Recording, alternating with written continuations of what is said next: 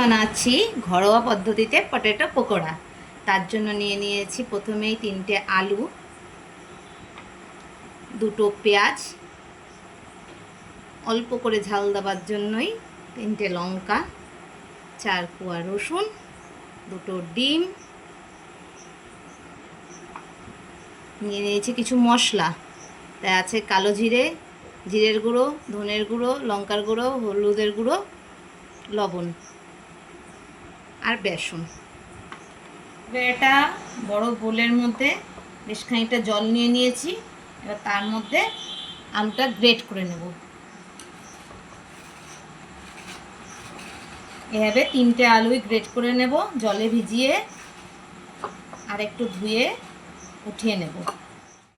এবার আলুগুলি গ্রেট করা হয়ে গেছে, ধুয়ে এই বোলের মধ্যে নিয়ে নিয়েছি। এবার পেঁয়াজটা দুটোকে গ্রেট করে দেবো। হয়ে গেছে, এবার দিয়ে দেবো কুচনো লঙ্কা আর রসুনটাকে একটু গ্রেট করে দেবো।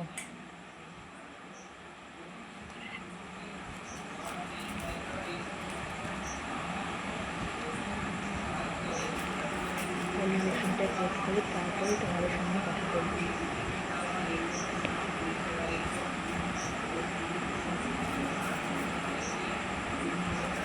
গ্রেট করা হয়ে গেছে, এবার দিয়ে দেব ডিম।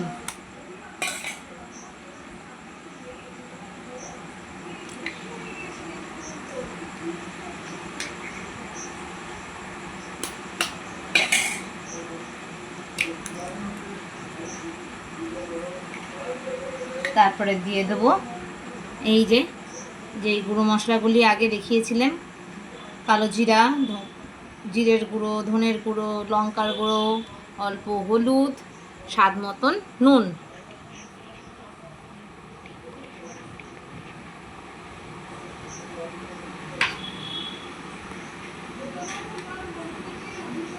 এটাকে একটু মেখে তারপরে দেব বেসন।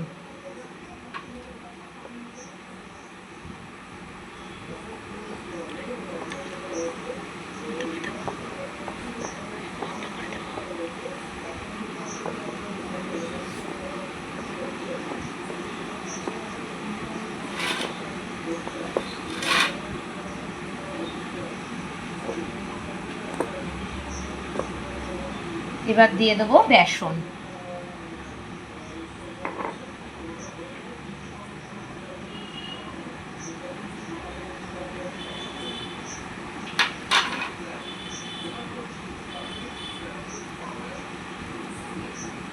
আমার মাখা হয়ে গেছে,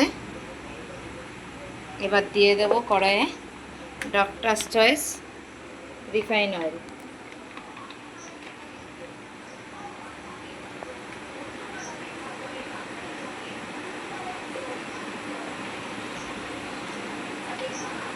তেলটা একটু গরম হতে দিতে হবে। তেল গরম হয়ে গেছে, এবার পকোড়াগুলি আস্তে আস্তে ভেজে ফেলবো।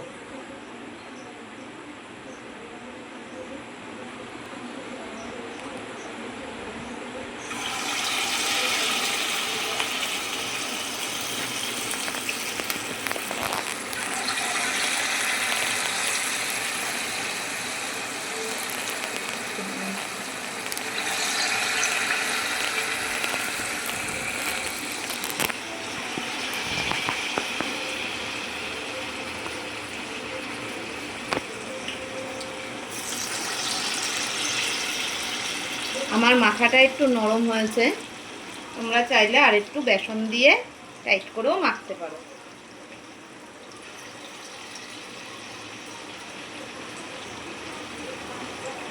আমি একটু নরম করেই মেখেছি যাতে ভাজাটা ভালো, ভেতরে কাঁচা না থেকে যায়। সবকটা পকোড়া ভেজে নিয়েছে, দেখুন সবকটা পকোড়া ফুলেও উঠেছে। সন্ধ্যা স্ন্যাক্সের জন্য মনে করি পারফেক্ট।